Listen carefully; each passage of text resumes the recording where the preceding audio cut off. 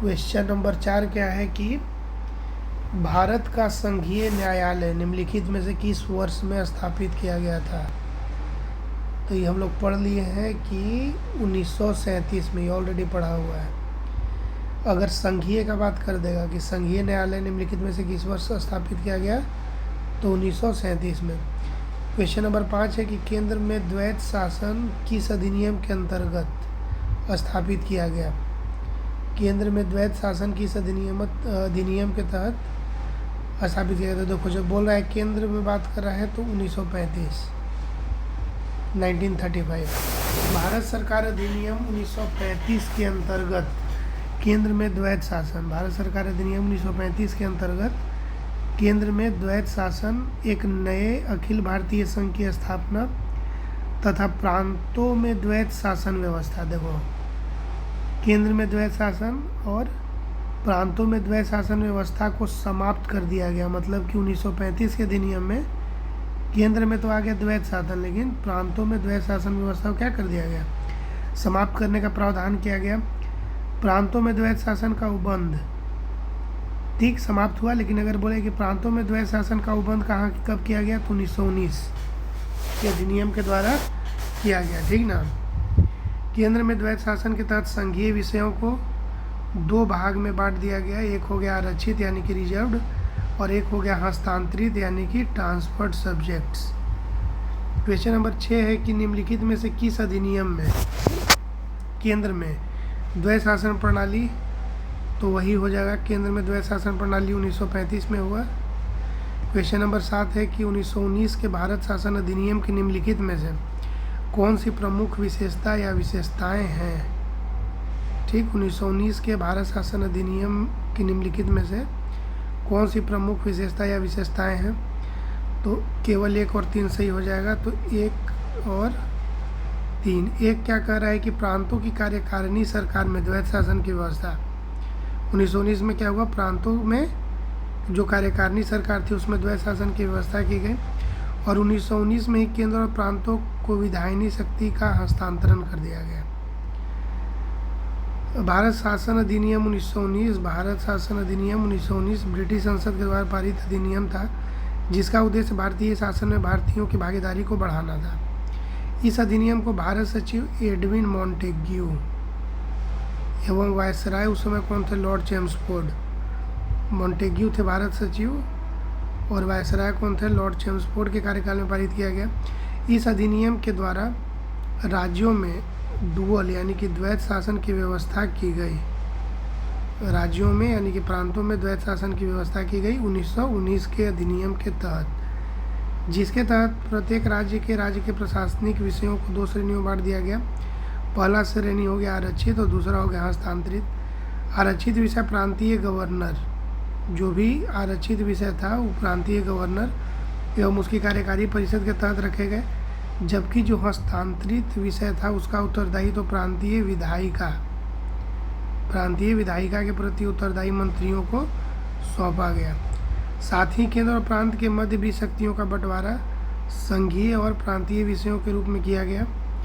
जहाँ तक मुसलमानों के लिए पृथक सांप्रदायिक निर्वाचन व्यवस्था का प्रश्न है, तो यह प्रावधान 1909 के अधिनियम में ही कर दिया गया। 1919 के अधिनियम में यह व्यवस्था न केवल जारी रही, बल्कि इसमें सिख, यूरोपियों, भारतीय ईसाइयों एवं एंग्लो इंडियन के लिए भी इस चीज़ को क्या कर दिया गया, विस्तारित कर दिया गया। क्वेश्चन नंबर 8 है कि निम्नलिखित में से किसने ब्रिटिश भारत में प्रांतीय स्वायत्तता शुरू की। निम्नलिखित में से किसने ब्रिटिश भारत में प्रांतीय स्वायत्तता शुरू की, तो प्रांतों को स्वायत्तता दिया गया भारत सरकार अधिनियम 1919।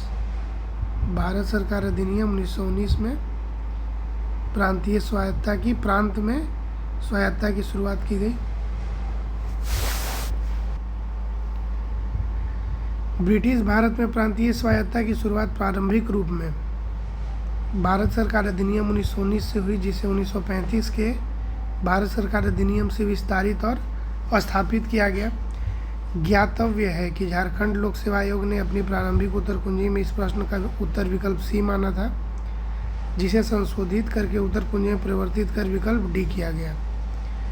क्वेश्चन नंबर 9, भारतीय विधान पालिका प्रथम बार द्विसदनीय बनाई गई। भारतीय जो विधान पालिका थी प्रथम बार द्विसदनीय कब बनाई गई? तो बनाई गई 1919 के भारत सरकार अधिनियम के द्वारा। 1919 के भारत सरकार अधिनियम के द्वारा 1919 के भारत सरकार अधिनियम के द्वारा केंद्र में द्विसदनीय विधायिका की स्थापना की गई। ऊपरी सदन को राज्य परिषद, काउंसिल ऑफ स्टेट, इसका अवधि होता था 5 वर्ष, और इसी में धारा 18 के तहत इसके 60 सदस्यों में से अधिकतम 20 सदस्य जो है सरकारी हो सकते थे। निचला सदन केंद्रीय विधानसभा, निचला को क्या बोला जाने लगा? केंद्रीय विधानसभा। सेंट्रल लेजिस्लेटिव असेंबली, इसका भी अवधि वही था, प्रथम नहीं अवधि था इसका प्रथम बैठक से 3 वर्ष। सेंट्रल का था 3 वर्ष और जो काउंसिल ऑफ स्टेट था उसका था 5 वर्ष। भारत सरकार अधिनियम 1919 की धारा 19 के तहत इसमें मूलतः 140 सदस्यों का प्रावधान था। ठीक है, इसको छोड़िए हम। क्वेश्चन नंबर 10 है कि केंद्र में कौन सा एक्ट द्विसदनीय विधायिका लाया? केंद्र में कौन सा एक्ट द्विसदनीय विधायिका लाया? 1919 का एक्ट। क्वेश्चन नंबर 11, निम्नलिखित कथनों पर विचार कीजिए और इसमें सही कौन है? तो सही है इसमें केवल 2 है कि 1935 के गवर्नमेंट ऑफ इंडिया एक्ट में विधानमंडल में महिलाओं के लिए आरक्षित स्थानों का प्रावधान किया गया। 1935 के गवर्नमेंट ऑफ इंडिया एक्ट में विधानमंडल में महिलाओं के लिए आरक्षित स्थानों का प्रावधान किया गया। मॉन्टेग्यू चेम्सफोर्ड सुधारों के रूप में अभिहित भारत सरकार अधिनियम 1919 के द्वारा महिलाओं को मताधिकार प्रदान किया गया था, परंतु यह सीमित वर्गों की महिलाओं के लिए ही था और सभी महिलाओं के लिए वयस्क मताधिकार पर आधारित नहीं था। इस प्रकार कथन एक सही नहीं है।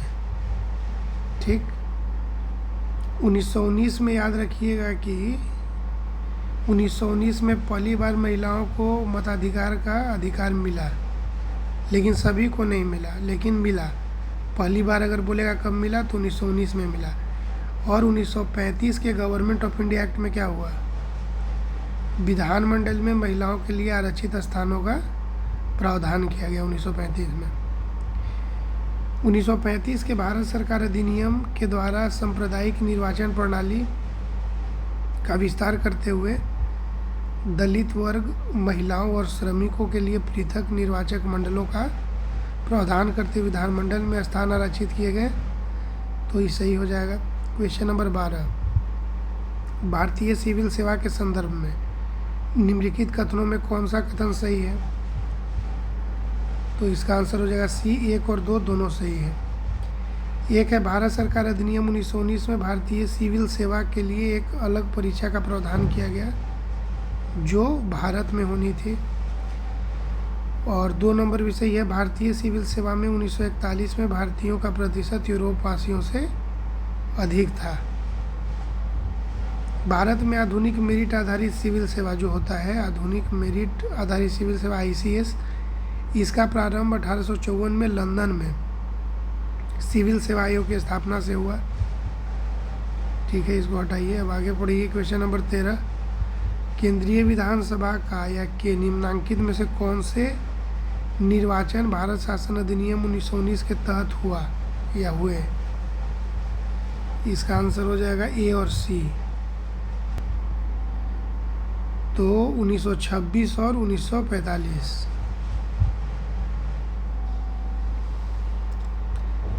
क्वेश्चन नंबर 14, भारत शासन अधिनियम 1919 के अंतर्गत भारतीय विधायिका का अंतिम निर्वाचन किस वर्ष में आयोजित किया गया?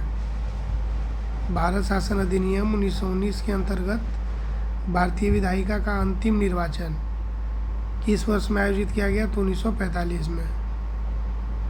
भारत शासन अधिनियम 1919 के अंतर्गत भारतीय विधायिका केंद्रीय विधानसभा का अंतिम निर्वाचन वर्ष 1945 में आयोजित किया गया। क्वेश्चन नंबर 15 है कि राष्ट्रपति की अध्यादेश निर्गत करने की शक्ति, जो राष्ट्रपति को अध्यादेश निर्गत करने की शक्ति प्रेरित है वो कहाँ से है? तो भारत सरकार अधिनियम 1935। यद्यपि ब्रिटिश भारत में गवर्नर जनरल को 1861 के भारत परिषद अधिनियम से ही विधान परिषद की अनुमति के बिना अध्यादेश जारी करने की शक्ति प्राप्त थी। तथापि भारतीय संविधान में राष्ट्रपति की अध्यादेश निर्गत करने की शक्ति अनुच्छेद 123 भारत सरकार अधिनियम 1935 की धारा 42 और 43 से प्रेरित है। राष्ट्रपति की अध्यादेश निर्गत करने की जो शक्ति है वह अनुच्छेद 123 में है और यह अधिकार मिला है भारत सरकार अधिनियम 1935 की धारा 42 और 43। क्वेश्चन नंबर 16 है कि निम्नलिखित में से किस अधिनियम के द्वारा संवैधानिक निरंकुशता का सिद्धांत प्रवर्तित किया गया। निम्नलिखित में से किस अधिनियम के द्वारा संवैधानिक निरंकुशता का सिद्धांत प्रवर्तित किया गया। तो 1935 का भारत सरकार अधिनियम। संवैधानिक निरंकुशता का सिद्धांत भारत सरकार अधिनियम 1935 के द्वारा प्रवर्तित किया गया। यह अधिनियम ब्रिटिश संसद द्वारा पारित सर्वाधिक विस्तृत अधिनियम था। साथ ही यह भारत के लिए तैयार संवैधानिक प्रस्तावों में सबसे जटिल दस्तावेज था। इसी अधिनियम में भारत संघ की स्थापना, संघीय न्यायपालिका, केंद्र और राज्यों के मध्य शक्तियों का विभाजन आदि की व्यवस्था की गई। भारत संघ का स्थापना, संघीय न्यायपालिका, केंद्र और राज्यों के मध्य शक्तियों का विभाजन, ये सारा व्यवस्था किसमें किया गया। भारत सरकार अधिनियम 1935। क्वेश्चन नंबर 17, भारत के संविधान में केंद्र और राज्यों के बीच किया गया शक्तियों का विभाजन इनमें से किसमें उल्लेखित योजना पर आधारित है। तो भारत सरकार अधिनियम 1935 पर आधारित है। भारत के संविधान में केंद्र और राज्यों के मध्य शक्तियों का विभाजन भारत शासन अधिनियम 1935 में उल्लेखित योजना पर आधारित था। इस अधिनियम की 7वीं अनुसूची में संघीय, राज्य और समवर्ती सूची में विषयों का विभाजन किया गया था। इसके अतिरिक्त प्रांतों में द्वैत शासन समाप्त कर केंद्र में द्वैत शासन को लागू किया गया, जो प्रांतीय स्वायत्तता के सूत्रपात का संकेत था। इसमें एक अखिल भारतीय महासंघ स्थापित करने का प्रावधान शामिल किया गया था। इस संघ का निर्माण तत्कालीन ब्रिटिश भारत के प्रांत, चीफ कमिश्नर प्रांतों एवं देशी रियासतों से मिलकर होना था, परंतु यह व्यवस्था लागू नहीं की जा सकी। 1935 के भारत सरकार अधिनियम के द्वारा स्थापित होने वाले संघ में अवशिष्ट शक्तियां गवर्नर जनरल को प्रदान की गई थी। क्वेश्चन नंबर 18 है, निम्न में से एक भारत सरकार अधिनियम 1935 की मुख्य विशेषताओं में से कौन नहीं है। तो बी नहीं है। तो कौन कौन है उसको देख लेते हैं। इस अधिनियम में अखिल भारतीय महासंघ का प्रावधान था। बहुत इंपॉर्टेंट ये तो था ही। इस अधिनियम में अखिल भारतीय महासंघ का प्रावधान था। यह प्रांतीय स्वायत्तता के सूत्रपात का संकेत था, क्योंकि प्रांतों को इक दे दिया गया, स्वायत्तता दे दिया गया और केंद्र में क्या कर दिया गया, द्वैत शासन को लागू कर दिया गया। इसने रोटी खाइएगा। तो इसमें क्या हुआ, प्रांतीय स्तर पर द्वैत शासन जो है प्रणाली को समाप्त कर दिया गया, लेकिन केंद्र के स्तर पर क्या हुआ, इसको लागू कर दिया गया। क्वेश्चन नंबर 19 में आइए। क्वेश्चन नंबर 19 है कि एक संघीय व्यवस्था और केंद्र में द्वैत शासन भारत में लागू किया गया। क्वेश्चन नंबर 19 है कि एक संघीय व्यवस्था और केंद्र में द्वैत शासन भारत में लागू किया गया था। अभी तुरंत हम लोग पढ़े ना 1935 का अधिनियम। क्वेश्चन नंबर 20, अखिल भारतीय महासंघ स्थापित करने का प्रावधान शामिल किया गया था। अखिल भारतीय महासंघ स्थापित करने का प्रावधान किया गया था भारत सरकार अधिनियम 1935। ठीक है, बिल्कुल सही। क्वेश्चन नंबर 21, निम्नलिखित में से किस अधिनियम ने भारत में संघीय शासन की व्यवस्था दी। निम्नलिखित में से किस अधिनियम ने भारत में संघीय शासन की व्यवस्था दी। तो भारत सरकार अधिनियम 1935। संघीय शासन की व्यवस्था दी गई कब, 1935। भारत सरकार अधिनियम 1935 से दी गई। क्वेश्चन नंबर 22 बोलता है कि 1935 के अधिनियम के द्वारा स्थापित संघ में अवशेष शक्तियाँ किसको दी गई। 1935 के अधिनियम के द्वारा स्थापित संघ में अवशेष शक्तियाँ किसको दी गई, गवर्नर जनरल को। ठीक, 1935 में हम लोग पढ़े ना कि बंटवारा हुआ, शक्तियों का बंटवारा हुआ केंद्र के बीच में और राज्य के बीच में। तो हम लोग जो कंकरेंट लिस्ट पढ़ते हैं जिसमें दोनों का जो दोनों में नहीं है उसमें होता है, तो वो जो अवशेष शक्तियाँ हैं वो किसको दिया गया, तो ये दिया गया गवर्नर जनरल को। अरे क्वेश्चन देखिए IAS प्री 2018 में आया है। क्वेश्चन नंबर 23, निम्नांकित में से कौन सा एक भारत शासन अधिनियम 1935 में स्वीकार किया हुआ महत्वपूर्ण और अस्थायी अवयव नहीं है। निम्नांकित में से कौन सा एक भारत शासन अधिनियम 1935 में स्वीकार किया हुआ महत्वपूर्ण और अस्थायी अवयव नहीं है, तो देश के लिए लिखित संविधान इसमें नहीं था। बाकी देखिए 1935 में क्या क्या था, तो विधानमंडल के लिए निर्वाचित एवं जवाबदेह प्रतिनिधि ही था, एक संघ की योजना ये भी था 1935 में। विधानमंडल के लिए सरकारी सदस्यों का समवाचित यानी कि नॉमिनेट किया जाना ये भी था। भारत शासन अधिनियम 1935 में देश के लिए लिखित संविधान का उल्लेख नहीं था। भारत के लिए संविधान का सर्वप्रथम उल्लेख मिलता है क्रिप्स मिशन के द्वारा किया गया था। क्वेश्चन नंबर 24, 1935 का गवर्नमेंट ऑफ इंडिया एक्ट क्यों महत्वपूर्ण है। यह भारतीय संविधान का क्या है, प्रमुख स्रोत है। यह भारतीय संविधान का क्या है, प्रमुख स्रोत है। भारत का जो वर्तमान संवैधानिक ढांचा है, भारत का वर्तमान संवैधानिक ढांचा बहुत कुछ 1935 के भारत शासन अधिनियम पर आधारित है। इस अधिनियम के प्रमुख उपबंध इस प्रकार हैं, रट जाइए। संघात्मक सरकार आया 1935 से।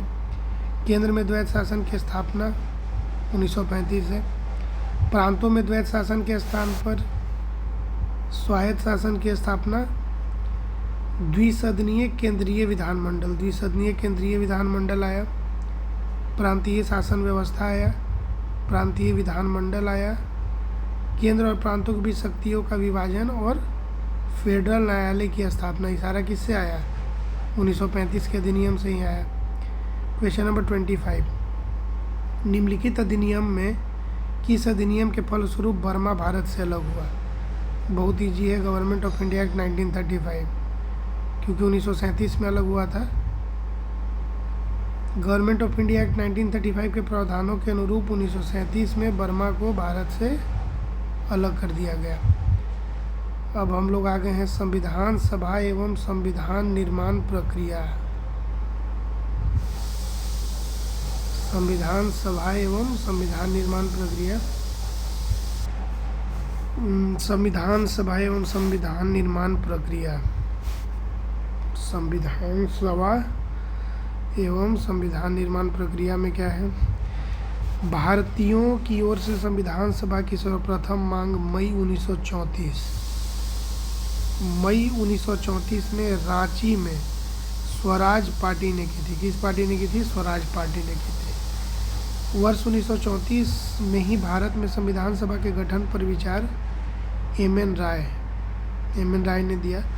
भारतीय राष्ट्रीय कांग्रेस के स्तर पर भी पहली बार स्वराज पार्टी के बाद पटना में मई 1934 में ही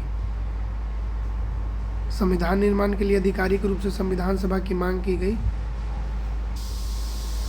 तो स्वराज पार्टी के बाद पटना में मई 1934 में ही संविधान निर्माण के लिए आधिकारिक रूप से संविधान सभा की मांग की गई, जिसकी पुष्टि कांग्रेस के 1936 के फैजपुर अधिवेशन में की गई।